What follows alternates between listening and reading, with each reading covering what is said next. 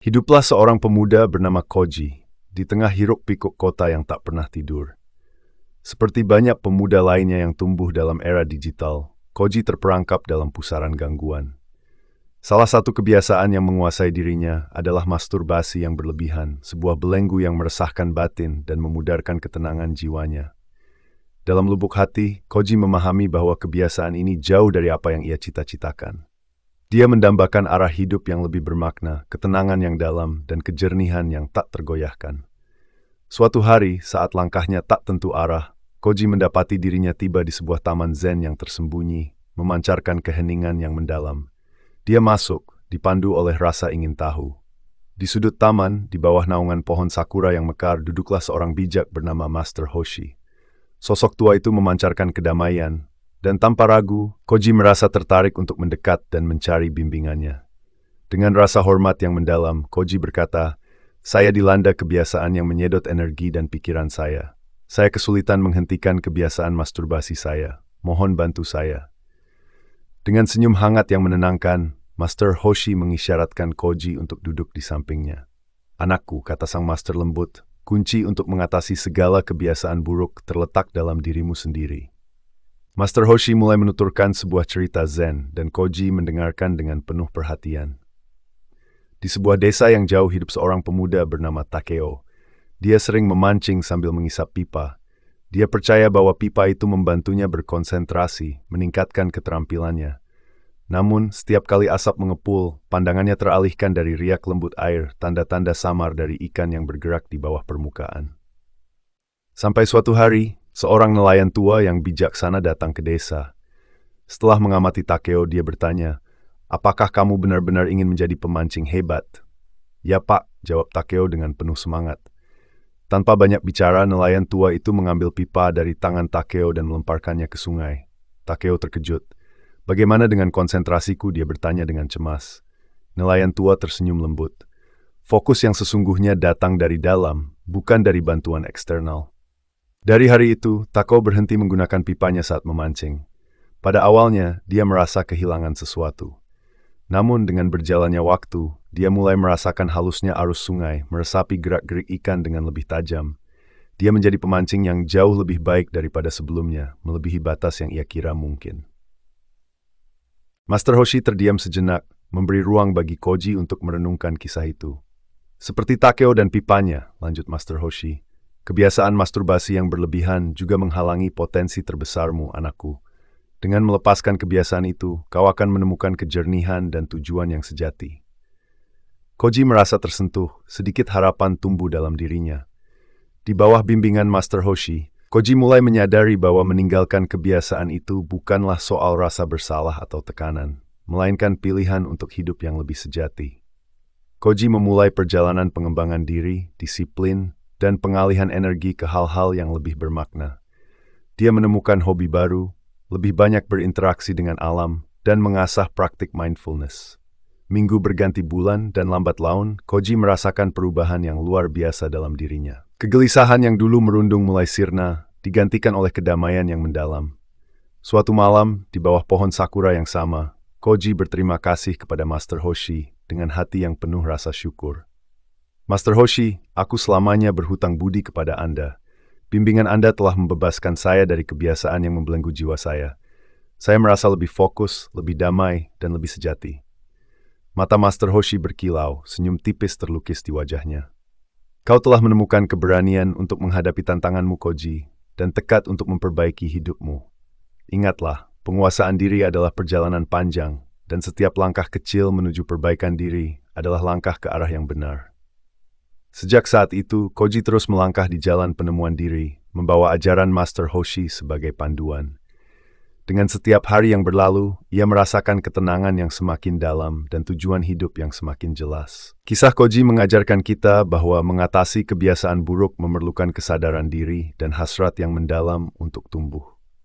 Semoga kita semua memiliki keberanian untuk menghadapi kesulitan kita sendiri, melepaskan yang tidak lagi bermanfaat, dan menemukan potensi tak terbatas yang tersembunyi dalam diri kita. Namun perjalanan ini tidaklah selalu mudah, dan Koji menyadari bahwa pertarungan terbesar selalu terjadi di dalam dirinya sendiri. Ada hari-hari ketika bayang-bayang kebiasaan lamanya kembali menghantui, saat angin malam berbisik godaan ke telinganya yang rapuh. Namun, dalam setiap godaan itu, ia mendengar gema nasihat Master Hoshi, menggema lembut dalam jiwanya. Fokus sejati berasal dari dalam. Pada saat-saat seperti itu, Koji tak lagi melawan dengan kekerasan, tetapi dengan kelembutan. Dia belajar untuk merangkul godaan itu seperti seorang teman lama yang telah hilang arah. Dengan penuh kasih, dia menuntunnya pergi, kembali ke jalur yang telah ia pilih, jalur yang dipenuhi dengan ketenangan, kesederhanaan, dan cinta pada dirinya sendiri. Koji menemukan bahwa dalam setiap godaan yang dihadapi, ia semakin dekat pada kebebasan sejatinya, semakin akrab dengan keheningan jiwanya sendiri.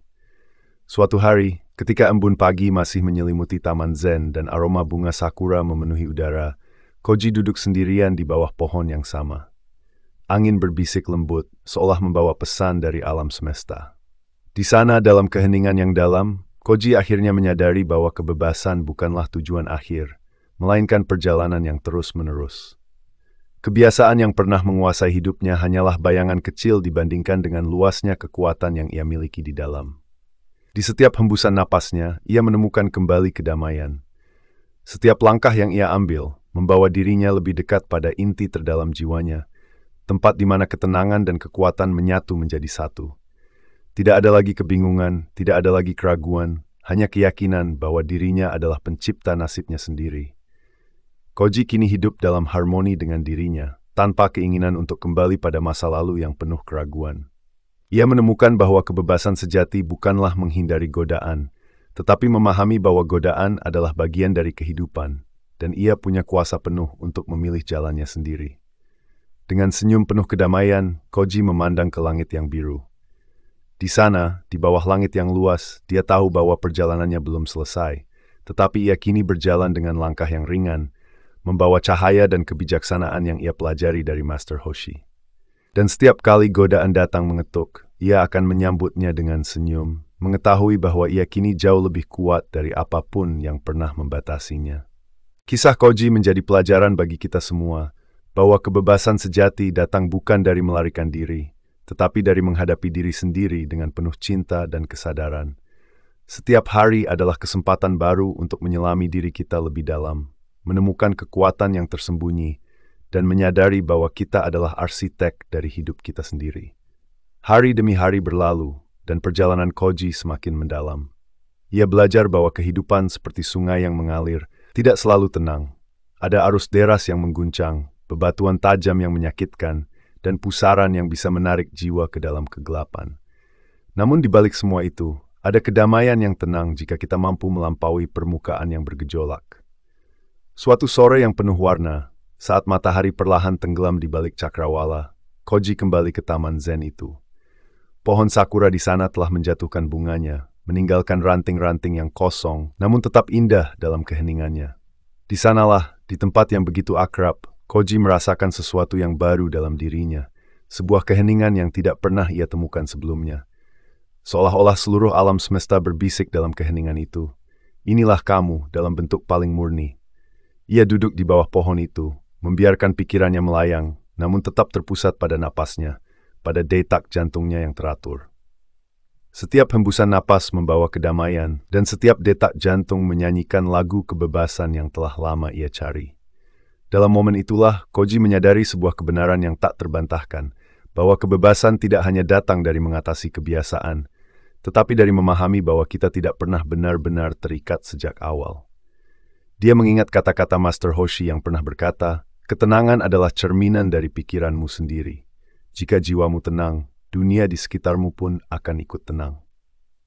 Kata-kata itu sekarang terasa seperti cahaya yang membimbingnya melewati kegelapan. Kebebasan sejati tidak datang dari melawan, tetapi dari menerima. Dan dalam penerimaan itulah, Koji menemukan kekuatan yang selama ini ia cari. Malam itu, di bawah langit malam yang dipenuhi bintang, Koji menatap ke atas dan merasakan betapa kecil dirinya dibandingkan dengan alam semesta yang luas. Namun di dalam dirinya, ia merasakan bahwa ia adalah bagian dari segala sesuatu, terhubung dengan setiap bintang yang bersinar, setiap daun yang berguguran, dan setiap aliran sungai yang tak henti mengalir. Ia tidak lagi merasa terpisah atau terasing. Ia adalah bagian dari sesuatu yang jauh lebih besar dari dirinya sendiri. Perjalanan Koji bukanlah akhir, melainkan awal dari kehidupan yang lebih bermakna.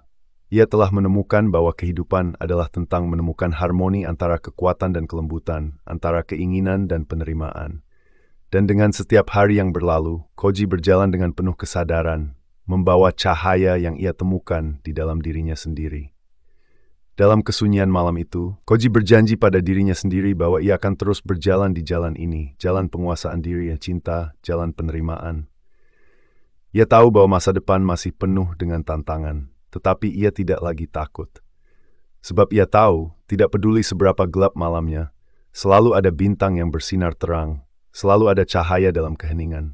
Dan demikianlah, Koji menjadi sosok yang baru, bukan hanya pemuda yang mengatasi kebiasaan lama, tetapi seseorang yang telah menemukan kedamaian sejati di dalam jiwanya.